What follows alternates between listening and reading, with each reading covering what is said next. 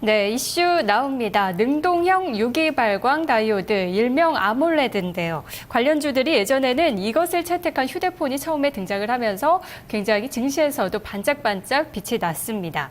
하지만 올해는 디스플레이 관련 설비 투자 축소 등으로 시련을 겪는 한 해이기도 했는데요. 이제 바닥권에서 반등하고 있는 종목들도 눈에 띄고 있습니다. 과연 부활의 시기가 된 것인지 관련주들 흐름 점검해보고요. 또 투자 유망한 종목까지 찾아보도록 하겠습니다. 오늘은 김영용 전문가와 허준식 해설위원 그리고 이혜진 기자 함께합니다. 안녕하세요. 네, 반갑습니다. 네, 반갑습니다. 먼저 아몰레드주의 그동안 부진 배경, 왜 이렇게 부진했는지 그리고 실적은 어땠는지 이런 부분들 좀 점검을 해볼까요, 해설위원님? 네, 일단 크게 두 가지 이유인데요. 하나는 이제 기술적인 문제, 그리고 이제 두 번째로는 이제 투자 지연 때문인 것 같습니다. 예상보다 일단 AM-OLED TV 출시 일정이 지연이 됐고요. 또 기술 이슈도 이제 부각이 되면서 설비 투자에 대한 불확실성이 확대가 됐습니다. 다시 기술 이슈는 크게 해상도 문제와 이제 번인 현상으로 요약될 수 있겠는데요.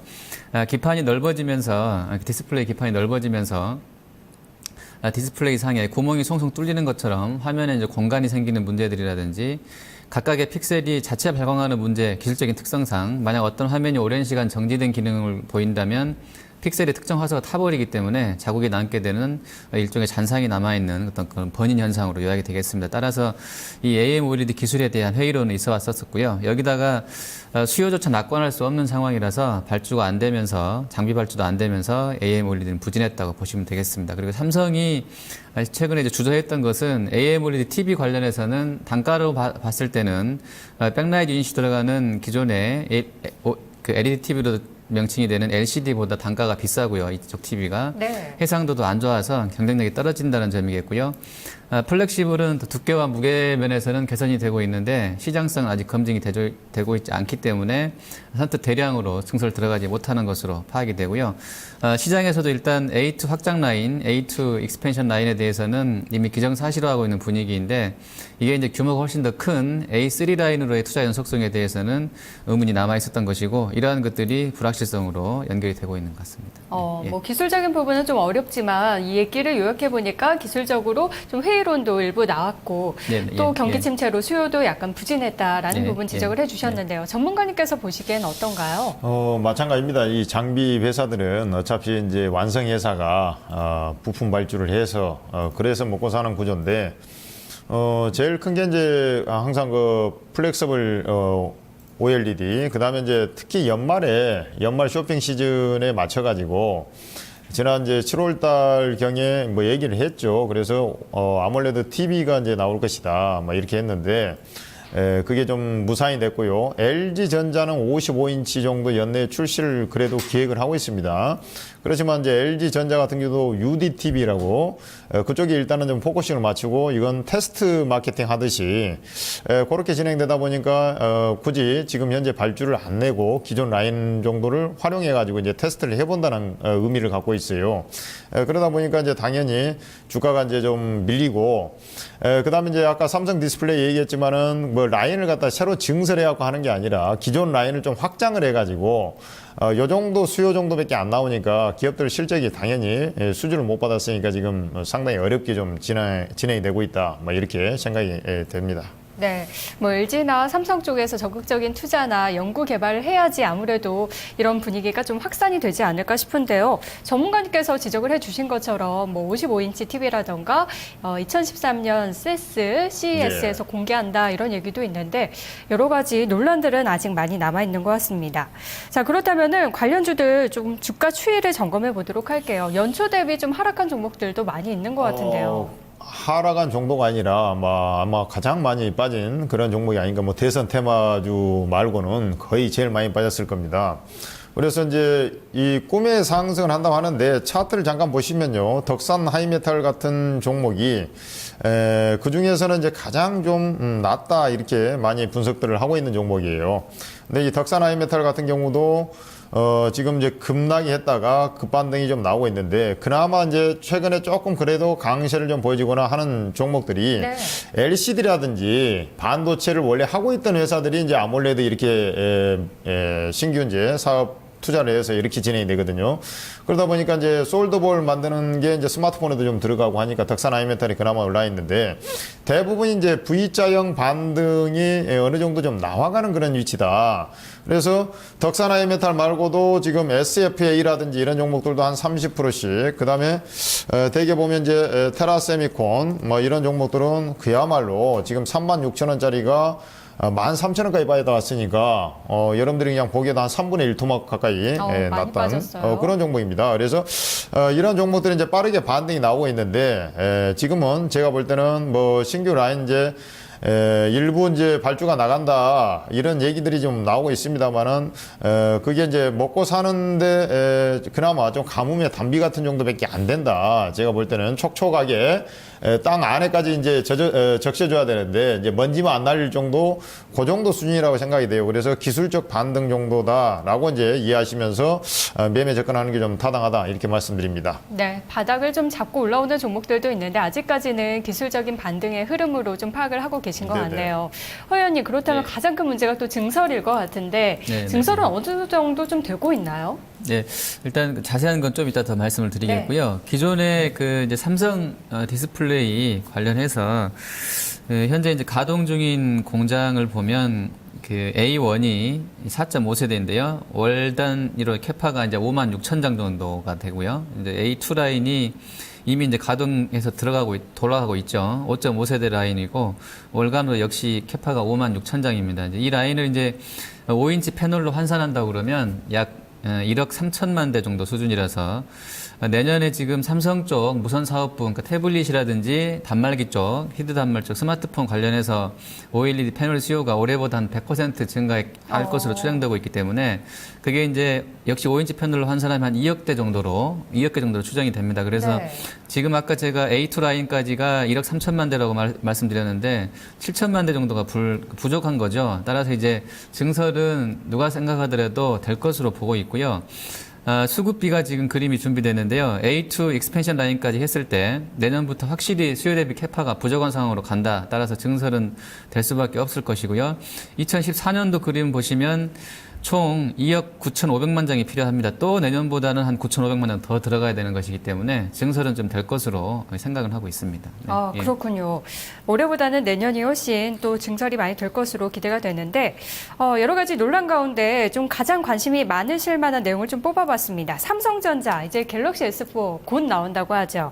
아몰레드를 포기하고 LCD를 탑재하는 거 아니냐라는 루머가 나오고 있습니다. 기자를 연결해서 좀 자세한 이야기 들어보고 싶은데요. 이혜진 기자, 자세한 이야기 좀 전해주시죠. 지금까지 나온 이야기는 어느 정도입니까? 네, 현재까지는 삼성전자가 내년 초 발표할 갤럭시 S4의 아몰레드와 LCD 패널을 동시에 준비하고 있다는 소식이 나오고 있습니다. 그런데 상황에 따라서 아몰레드가 아니라 광시야각 LCD 디스플레이만 탑재될 가능성이 높다는 얘기도 들리고 있는 상황입니다. 삼성전자는 일단 갤럭시 S4에 이 아몰레드를 탑재하는 것을 최우선 목표로 삼고 있습니다. 그러나 문제는 현재의 기술 수준인데요. 현재 기술로는 아직 풀 HD의 해상도를 구현하는 일이 쉽지 않다는 얘기가 계속해서 나오고 있습니다. 구체적으로 보시면 아몰레드 디스플레이를 공급할 삼성 디스플레이가 아직 삼성전자가 요구하는 RGB 방식, 즉 픽셀 하나하나의 적색, 녹색, 청색 화소를 모두 주입하는 기술이 충족되지 못하고 있다는 점 때문인데요. 기한까지 이 RGB 방식의 아몰레드 디스플레이가 완성되지 못할 경우를 감안해 플랜 B 차원에서 이 LCD 디스플레이도 준비하고 있는 겁니다. 일단 삼성전자는 크게 세 가지 대안을 준비하고 있는 것으로 알려졌습니다. 가장 좋은 것은 펜타일 방식이라고 해서 눈에 무리가 덜 가게끔 적청 화소를 줄여서 생산된 아몰레드가 탑재되는 것이고요. 일본의 샤프사나 JDI로부터 광시야각 LCD를 공급받는 것이 두 번째 대안입니다. 여의치 않다면 삼성이 독자적으로 개발한 광시야각 LCD 패널을 장착하는 방안을 쓸 계획입니다. 만약 기술 조건이 충족되지 않아 갤럭시 S4에 LCD 패널이 탑재되면 이번 하반기에 나올 갤럭시 노트 3에도 이 LCD 디스플레이가 적용될 예정입니다. 네. 굉장히 이야기들이 많네요. 삼성에서도 여러 가지 방안을 모색 중에 있는 것 같은데 꼭 아몰레드를 고집하는 것이 아니라 LCD 쪽도 열어두고 투트랙 전략을 쓰고 있는 것 같습니다. 그리고 TV 쪽에서도 뭐 OLED와 더불어서 초고해상도 TV로 두 가지 방안을 함께 좀 연구하고 있다 이런 이야기들이 나오더라고요. 전문가님, 이건 경쟁사도 좀 마찬가지라고 하는데요. 다시 LCD로 돌아가는 쪽들이 있다고 합니다. 왜 그럴까요? 일단 그 LCD 모니터라든지 이런 걸 보면 가장 큰 단점이 어떤 겁니까? 정면에서 봤을 때는 잘 선명하게 보이는데 옆에서 좀 보면은 흐리해가지고 까맣게 보인다든지 또 밑에서 보면 잘 안 보이거든요. 반사가 돼가지고. 그러한 기술을 갖다가 LG 디스플레이가 개발을 했어요. 그게 이제 LTPS라는 기술인데, 과거에 이제 옆에서 봤을 때 흐리흐리한 그런 화면이 많이 잡혔단 말입니다. 두 번째는 이제 그 해상도 자체가 그러니까 조금 더 깔끔해진 거죠, 아몰레드보다. 그 다음에 이제 TV 같은 경우도 제일 큰 게 문제가 지금 LED 조명 시장이 크게 개화를 못하고 있는 것이 일정 부분 매출은 나오고 있습니다만 가격이 비싸서 그러거든요. 이제 대화면으로 하면 아무래도 이제 인치가 높아지면서 계속 가격이 LCD에 비해서 더 벌어진단 말이에요. 너무 비싸다 보니까 자꾸 이제 UDTV라든지 이런 거 80인치대 뭐 이런 것들이 나오고 있는데 가장 큰 것은 이제 이런 거라고 저는 생각이 돼요. 지금 스마트폰이 애플이나 삼성 같은 경우는 대개 이제 고가폰, 하이엔드 폰이라고 하지 않습니까? 그쪽을 하고 있는데 지금 삼성전자의 전략을 보면 과거에 이제 노키아가 피처폰 시장에서 장악을 했을 때처럼 규모의 경제 효과를 노리기 위해서 보급형을 자꾸 만들어야 된단 말이에요. 이 보급형을 하다 보면은 가격이 좀 싸야 될 거 아닙니까? 보급형 자체가 중국이나 인도 시장을 공략하려다 보면 그러다 보니까 LCD가 가격이 싸다 보니까 자꾸 이제 그쪽으로 좀 가려고 하는 그런 우려가 좀 있습니다. 그러나 제가 볼 때는 삼성전자가 충분히 갤럭시 S 시리즈로 통해서 노트도 마찬가지고요. 아몰레드를 통해서 시장을 장악해 왔기 때문에 굳이 LCD로 바꿀 이유는 없다. 저는 이렇게 보고 있어요. 대신에 이제 그 갤럭시 탭은 이미 이제 LCD로 전환한다 이렇게 좀 얘기가 나왔습니다. 그런데 아마 이제 이런 부분이 LCD 패널의 좀 선호 현상인데 궁극적으로는 제가 볼 때는 그래도 아몰레드로 좀 가지 않겠느냐. 지금 TV 같은 경우는 특히나 뭐가 있냐면 우리가 이제 불량률이라고 하는데 뭐 10대를 찍어내면 지금 뭐 한 80인치 정도 만들려고 하면은 한 9대가 아직까지 이제 불량이다. 그 수율이라고 하는데, 그러다 보니까 이제 기술적인 어떤 성장에 더디고, 그러다 보니까 LCD가 해상도 좀 문제가 좀 해결되고 하니까 그쪽으로 자꾸 가는데, 제가 볼 때는 그럼에도 불구하고, 뭐, 아몰레드 시장은 나름대로 독자적으로 좀 커갈 것이다. 그러니까 자체 발광이거든요. 아몰레드라는 것은. 그렇죠. 우리가 반딧불이 보면은 자체 발광을 하지 않습니까? 그러듯이 이제 자체 발광하는데, 아마 이제 그 시장이 이제 기술력만 조금만 더 가미가 되면 플렉서블 디스플레이 뭐 이런 쪽에 아몰레드가 더 하기가 쉽거든요. 그래서 그쪽으로 가는 것은 문제가 없다. 대신에 이 보급형 스마트 기기의 확장이 아마 LCD 패널을 약간 더 선호하게 하는 그런 정도 흐름이 아닌가. 그래서 죽어가는 시장이 LCD가 성숙 산업이 돼가지고 잠깐 올라오는 거지. 아마 내년 하반기 정도 가면 아몰레드도 다시 좀 일어설 것으로 이렇게 보고 있습니다. 정리를 좀 해보자면 일시적으로 LCD로 회귀하는 현상 가운데서는 수요일 문제도 있었고 LCD의 기술 경쟁력이 그만큼 많이 올라왔다는 부분도 네네네. 말씀을 해주셨는데 그래도 전문가님은 다시 아몰레드로 갈 수밖에 없는 추세다라고 보시는 것 같아요. 해설위원님께서는 아까 전에 증설 이야기 좀 해주셨는데요. 네. 증설이 이제 내년에는 더 많이 될 거다. 그렇게 된다면 IT 장비군의 실적에는 언제 정도 좀 반영이 될지가 가장 궁금하실 것 같아요. 네네. 일단 그 증설 관련해서 좀 더 말씀을 드릴게요. 일단 A2 익스펜션은 추정하기로 이미 이제 진행되고 있는 것으로 알려져 있습니다. 라인 명칭을 이제 아까 말씀드린 대로 A3가 아니고 A2E로 익스텐션으로 잡아서 양산 일정을 잡은 이유는 양산 일정을 앞당기려고 했다는 설도 있고요. 또 일단 대량 증설보다는 조금만 더 만들어서 한번 보자 했다는 설도 있습니다. 아무튼 이 A2 익스텐션은 A2 건물 상층부에 라인 위치를 이제 잡고요. 월 9만 장 규모로 5.5세대 캐파 구축 가능한 것으로 봤고 투자 규모는 1조 5천억에서 2조 원으로 당초 추정됐었는데 최근에 증권가, 특히 우리투자증권 쪽에서 추정하기로 A2 익스텐션은 5.5에서 원장은 맞는데 월간 캐파가 27,000장 정도로 나올 것으로 봤고요. 투자 규모는 한 1조 5천억 정도로 봤습니다. 스케줄 제대로 한다고 하면 설비 발주는 이제 이미 들어갔을 것 같고요. 장비 입고도 내년 1분기 말부터는 시작될 것인데, 하지만 제가 이제 어제 이 관련주들 주가 흐름을 체크하면서 금감원 다트 전자공시 시스템을 조회해 봤더니 IT 장비군 쪽으로는 수주 공시가 전혀 안 나오고 있습니다. 한 네. 건도 없습니다. 역시 이 역시도 그래서 지연 중인 것 아닌가 하는 의구심을 떨칠 수 없었는데요. 뭐 일각에서는 구두 발주를 일단 받고 장비 사양이라든지 가격 논의한 단계라고도 하는데, 또 다른 한편에서는 구두든 LOI든 일단 받았으면 공시를 해야 된다는 것으로 알고 있기 때문에 실제로 장비 입고가 발주가 되고 있는지에 대한 확인 여부는 좀 더 검증이 필요할 것 같고요. 앞으로 이 IT 장비군들은 공시 체크를 상당히 좀 잘 해야 될 것 같습니다. 어쨌든 만약에 시장 예상대로 A2 익스텐션 라인이 증설 진행이 된다 그러면 장비군 실적에는 실제로 4분기는 아니고요. 네. 내년 1분기부터 반입이 시작되기 때문에 그때부터 실적에 반영될 것으로 보고요. 1분기 한 후반부터. 그리고 향후에 앞서도 말씀드린 것처럼 이 AM OLED 수요 고려한다고 하면 내년 하반기에는 추가 증설이 좀 더 있을 것으로 봤습니다. 그러니까 올해까지 1분기까지 진행되고 끝나고 나서 내년 하반기에 가면 삼성에서 다시 한번 A3를 이야기하든지 해서 좀 더 논의가 있을 것으로 봤고요.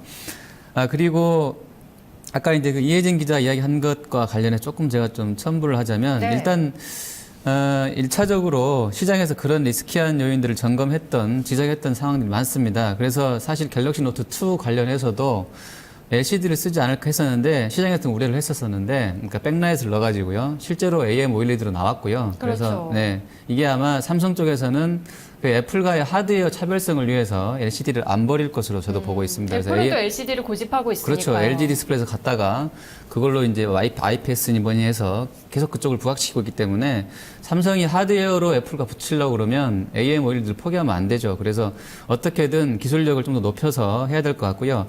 기존의 갤럭시 노트 시리즈에서 노트 2의 해상도는 훨씬 더 기존 차원보다 좋아진 것으로 지금 그렇게 검증이 되고 있어서 괜찮을 것 같고요. 시장에서도 2013년 정도면 OLED급 풀 HD도 해상도도 상당히 좀 구현할 수 있을 것으로 전망을 하고 있습니다. 그리고 잠깐 플렉시블에 대해서 잠깐 좀 말씀을 드리면, 네. 신종균 사장이 최근에 그 IR 끝나고 나서 기자들을 만나서 이야기하면서 AM OLED 플렉시블 관련해서는 지금 A2 P3 라인에서 이번 분기부터 양산이 될 것으로 전망을 했었는데 얘기가 쏙 들어갔죠. 그래서 네. 신 사장이 관련해서는 제가 저번에 이제 방송에서도 말씀드렸는데 일부러 전략적으로 안 되고 노출을 안 있다고, 하려고. 그렇죠. 그렇게 말하는 건지는 모르겠는데 일단 인터뷰 내용만 보면 이쪽 플렉시블은 아직 기술이 성숙되려면 아직은 멀었다라고 신 사장이 이야기를 했기 때문에 시제품도 아직 못 만든 것인지 그냥 말만 무성하게 나오고 있는 것인지는 좀 더 체크를 해야 될 것 같습니다. 네. 알겠습니다. 추세는 어쨌든 이어지겠지만 그래도 IT 장비군의 실적에 반영되기에는 빠르면 내년 1분기고 아직까지는 좀 섣부른 판단을 내리기에는 이른 시기인 것 같다는 생각도 드네요. 아몰레드 관련주에 대해서 두 분의 전략 듣기 전에 먼저 증권가의 평가가 좀 궁금한데요. 이혜진 기자, 증권가의 이야기는 어떤가요? 네, 증권가 의견은 크게 긍정적 의견과 부정적 전망으로 크게 엇갈리고 있는 상황입니다. 내년 아몰레드 부문이 최근에 우려를 벗고 크게 성장할 것이라는 긍정적인 시각이 있는 반면 불확실성에 대비해 다소 보수적인 추정을 해야 된다는 부정적 전망도 혼재하고 있습니다. 우선 낙관적으로 보는 쪽은 아몰레드에 대한 우려감이 이미 주가에 충분히 반영됐다고 보고 있습니다. 장기적 관점에서 충분히 유효한 성장 동력이 될 것이라는 점도 강조되고 있습니다. 반면 부정적으로 보는 쪽에서는 역시 불확실성을 근거로 들었습니다. LG 디스플레이도 노트북에 장착할 패널을 광시야각 LCD 라인으로 바꾼 점도 영향을 크게 미쳤는데요. 아까 논의했던 삼성전자 건을 포함해 고화질 경쟁의 주도권이 이제는 아몰레드에서 LCD로 이동하게 되면서 아직 적극적으로 투자하기에는 이르다고 조언하고 있습니다. 관련주 중심으로 목표가 보겠습니다. 아몰레드 관련주로 꼽히는 종목으로는 덕산하이 메탈, SFA, 워닝 머트리얼즈 정도로 이제 보실 수 있겠는데요. 증권가는 대부분 목표가를 하향 조정한 상황입니다. 아몰레드 패널에 필요한 미세 솔더블 생산하는 덕산하이 메탈의 목표가는 25,000원에서 33,000원 정도 수준입니다. 기존보다 목표가를 하향한 증권사가 많았습니다. 다음으로 SFA 보시겠습니다. 목표가는 53,000원에서 65,000원 선인데요. 4분기 실적이 호조를 보일 것으로 예상되고 있기 때문에 아직 목표가를 하향한 증권사가 많지는 않은 상황입니다. 삼성 아몰레드 라인의 13여 종의 특수가스를 공급하는 워닝 머티리얼즈의 경우 성장성이 안정적이라면서도 아몰레드 투자가 지연되고 있다는 점이 반영돼 목표가를 낮춘 증권사가 많았습니다. 현재 워닝 머티리얼즈의 목표가는 44,000원에서 6만 원 선입니다. 네, 아무래도 이 투자 지연에 대한 우려 때문에 목표가가 많이 낮춰진 상황인데요. 두 분의 투자 전략 들어보겠습니다. 김영일 전문가님 어떻게 보세요? 네, 지금 차트를 잠깐 보시면 아몰레드 시장이 지금 어떻게 이제 형성이 될 것인가에 대한 증권사 이제 분석 자료를 하나 가져와 나와봤는데 지금 이제 2012년까지 뭐 계속 하향세를 보이다 2003년에 저점을 찍고 이제 올라갈 것이다 이런 부분인데 아까 해설위원 말씀하셨다시피 요 수주 발주가 주로 이제 1분기 말에서 2분기 넘어가면서 좀 진행이 될 것이다. 그러면은 지금 현재 주가가 올라오지만 좀 공백 상태가 중간에 있을 가능성이 높다는 얘기죠. 그러니까 궁극적으로는 이제 그 비중 축소의 전략을 상승을 할 때 그렇게 보고 그때 가서 이제 좀 수주가 나온다든지 실질적인 이제 라인 증설이 나온다든지 이렇게 갔을 때 뭐 매수에 들어가는 게 좀 타당하다 이렇게 보고요. 지금은 이제 기대가 현실이 확인될 때 매수가 바람직하다는 거고 종목별로 보면 키 맞추기를 하면서 좀 올라가는데요. 비아트론 같은 경우는 그래도 밸류에이션이 여전히 뭐 이 아까 말씀드렸다시피 아몰레드만 온리하고 있는 거 아니거든요. 비아트론 같은 경우는 밸류에이션 매력이 있어서 좀 키 맞추기를 추가적으로 좀 시도할 가능성이 있어 보이고요. 그다음에 솔브레인 같은 종목은 예전에 이제 그 테크노 세미캠인데 이게 이제 전해질 용액이라 사실 이제 그 아몰레드 말고도 웬만한 스마트 기기에는 다 들어가거든요. 이 전해질 용액이. 그래서 그 정도 관심을 좀 두고 볼 수가 있겠다. 이렇게 말씀드립니다. 네, 아몰레드뿐만 아니라 사업 다각화가 되어 있는 종목들 보고 계시는군요.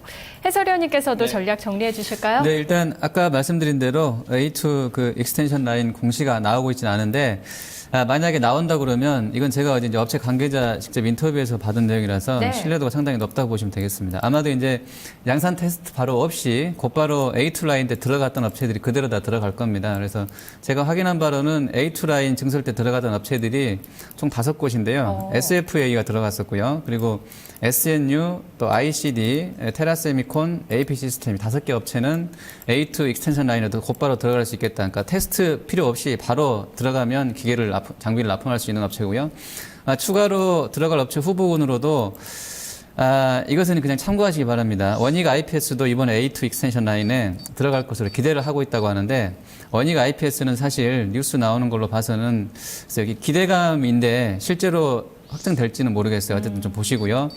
소재 관련해서는 덕산 하이메탈이 있는데요. 밸류에이션 봤을 때 탑픽을 꼽자면 덕산 하이메탈류보다는 아까 장비군 쪽에서 SFA는 제가 개인적으로 봤을 때 한 5만 원 선까지는 충분히 올라갈 수 있는 여력이 있는 것 같고요. 네. 그리고 또 AP 시스템과 테라세미콘, ICD랑 SNU는 버리겠습니다. 테라세미콘과 AP 시스템이 유력할 것 같은데 테라세미콘은 적어도 2만 원대 이상까지 충분히 갈 수 있는 상황에 있다고 보고요. AP 시스템도 8천 원 이상까지는 보셔도 되는 그런 종목인 것 같습니다. 네, 테라세미콘, AP 시스템 그리고 SFA까지 좀 관심주로 두는 게 좋겠네요. 알겠습니다. 오늘 아몰레드 부활할까에 대해 함께 이야기 나눠봤네요. 오늘 말씀 고맙습니다.